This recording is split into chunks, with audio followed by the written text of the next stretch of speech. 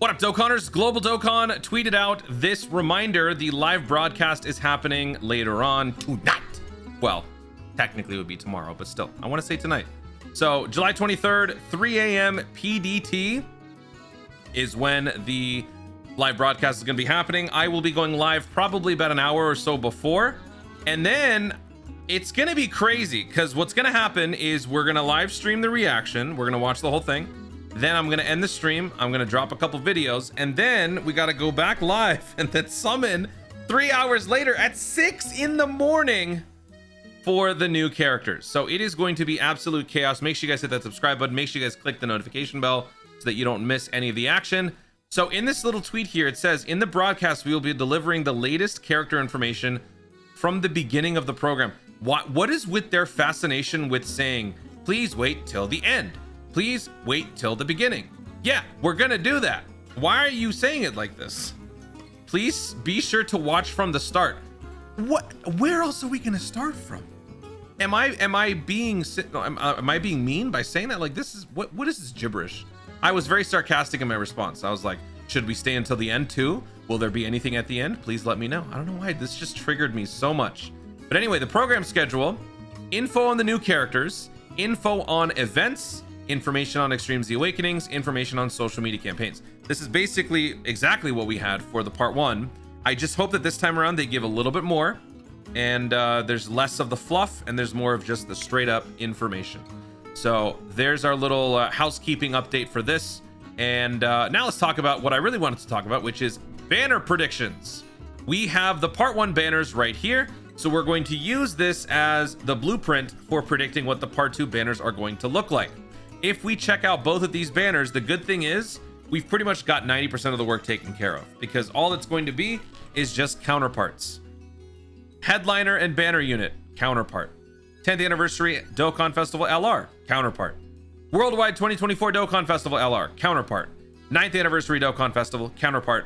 Worldwide 2023, counterpart. 7th anniversary, counterpart. The only 3 that would not have a counterpart would be these 3. Although these 2 are the counterparts of each other, but there wouldn't be another set that would correspond to this. So we're gonna have to get a little creative. There is one that would technically work here, but it's not a direct one-to-one, like from the same celebration sort of counterpart. But there is somebody. So there's 3 flex spots in this banner for the part 2. And then if we go to the Carnival, Legendary Summon Carnival side, we have a similar sort of structure.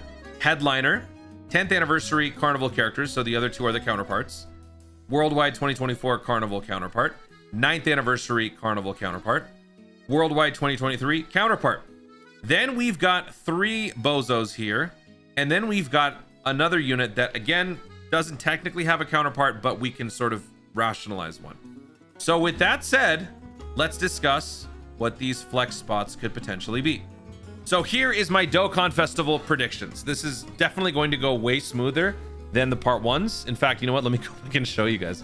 Look at my part 1 predictions, man. This was this was terrible.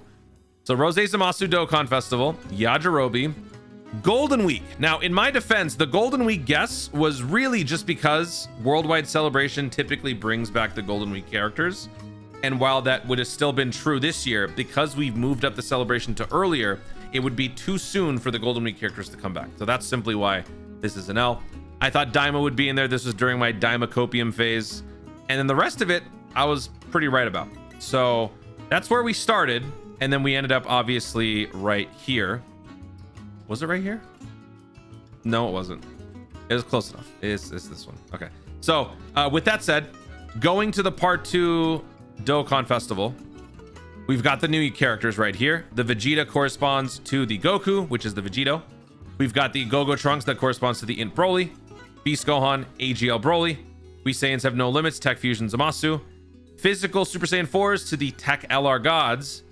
Tanabata 2022 versus Tanabata 2023. 2023? 2024? Whatever. The last 2 Tanabata LRs-ish. I actually can't remember. Hold on. Oh yeah, it was Tech UI. That's what it was. Yeah. So Super Saiyan 4 fits the theme, right? Super Saiyan 4, GT Hero, Giant Ape Power, Omega Shenron, Super Saiyan 4, kind of fits. So this would probably be what would go here. Technically speaking, we don't know, but everything else is accounted for. Who would be the 2 final spots on the Dokkan Festival banner? Considering here it was Vegito Blue and Rose, some of like the main clashes during the actual Future Arc celebration, that's kind of where we're going with this. Super Saiyan 4 Gogeta and Omega Shenron. We got to have like a we have these at home sort of deal, right? So this would probably work. They don't directly fit as like a duel or a pair, but it does work in the context of GT. In fact, if we pull up GT, what other characters are eligible for EZAs or Super EZAs? There is no pair of Super EZA characters except for these 2. So you could argue that these 2 would go in there. I just don't think that they would do that for the anniversary characters. That's just my guess. But this would definitely be a possibility. But I was more so thinking if we throw in another Omega Shenron, that would act as sort of the like replacement for this guy. If you don't manage to pull him, you get that one. And then if that guy gets a Super EZA, that would sort of lessen the blow of not getting the new guy.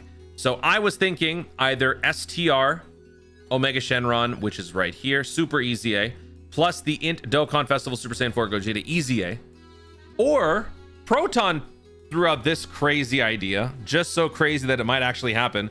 Considering how busted the celebration seems so far with the animations, this actually would just be icing on the cake. What if we got the infamous to be announced duo getting Super EZAs? Now that is a massive leap forward because we completely bypassed the mono leads. We completely bypassed the Super Extreme class leads. We jump straight into the Dokkan Festival category leads.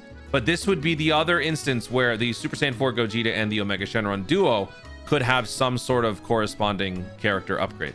So, but this one would actually make more sense than this one. The only reason why I have these 2 here is because they're older. They would make more sense as far as like getting the upgrades first, but you never know. So either the 2nd anniversary TURs or Super Saiyan 4 Gogeta and Omega Shenron. I'm actually going to go with these 2. This is my final guess for the Dokkan Festival banner. Let me know in the comments if you guys agree or disagree, or if there are any other possible takes for what could fit in there.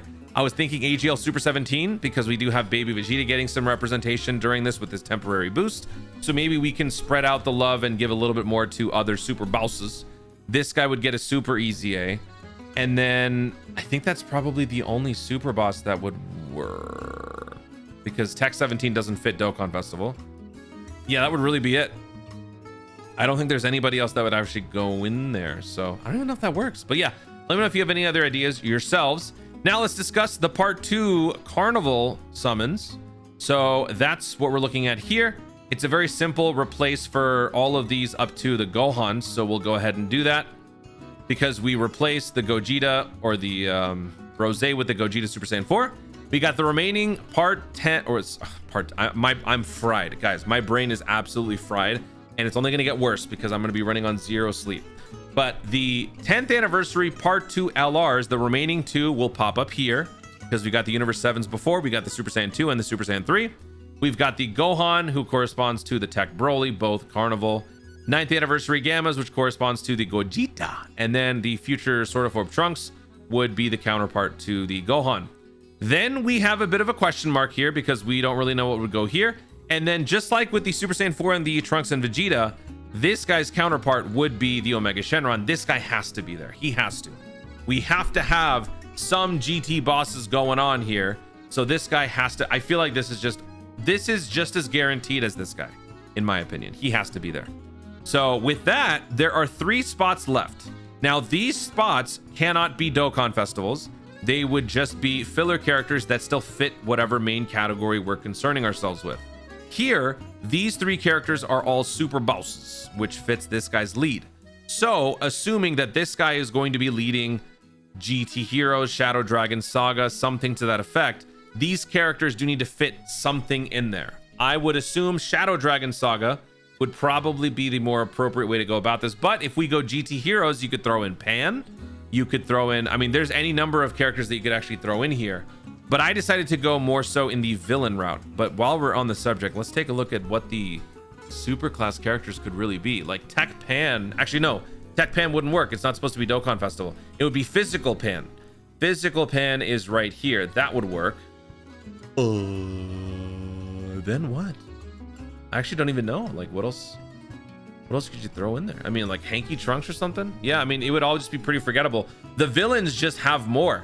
And I think the villains would probably serve as a better replacement rather than the heroes, because it would just give Shadow Dragon Saga GT bosses more depth, depending especially on what the Omega Shenron does. So with that said, with these 3 question marks, I basically just put in villains. I put in 2 Shadow Dragons. 7th anniversary Sin Shenron should technically be getting an EZA at some point, because their, you know, Dokkan Festival LR counterparts got their EZAs last year, or, you know, half a year ago. So this guy getting an EZA would be nice, but even if he doesn't get an EZA, if he's just around, that would be good. Physical Nova Shenron. This guy is a super class, but he still kind of fits with the theme, so he would go in there. And then I threw in the Baby Vegeta banner unit to... Actually, wait, this is the Tanabata banner unit, right? I think. Yeah, this guy is the banner unit to the Super Saiyan 4. And dude, this internet thing is driving. It's my internet. I don't know what's going on. Anybody else can go here, so if you guys have any better ideas, better options that could go in here, and maybe some units that are potentially going to be getting some EZAs, I just don't think that they would on this side, just because we didn't get in part 1. But then again, part 1 gave us a banner unit that had nothing to do with the actual subject matter of the celebration. So weirder things have happened, and they could totally go back and change their minds and do something different. So let me know what you guys think. These are my final predictions for the part 2 banners. And yeah, whenever these banners release, it is going to be a fun time summoning, because your boy is going to be sleepy just like he is right now. Guys, thank you so much for watching. If you enjoyed the video, be sure to like down below. Let me know in the comments if I said anything gibberish, if I was like, I don't know, if I just sounded weird, if I slurred my words. Probably. I think I just did, because dude, I'm tired, man. This 6 a.m. summons are gonna be like the wildest summons I've ever done. Let me know what you guys think about all this. What is your final banner predictions? Anything else you want to add? Feel free to share in the comments down below. Also, be sure to subscribe for more Dokkan content in the future, and click the notification bell so that you let YouTube know you want to see more of my stuff. Do it. Thanks again. Stay tuned, and I'll to Dokkan responsibly.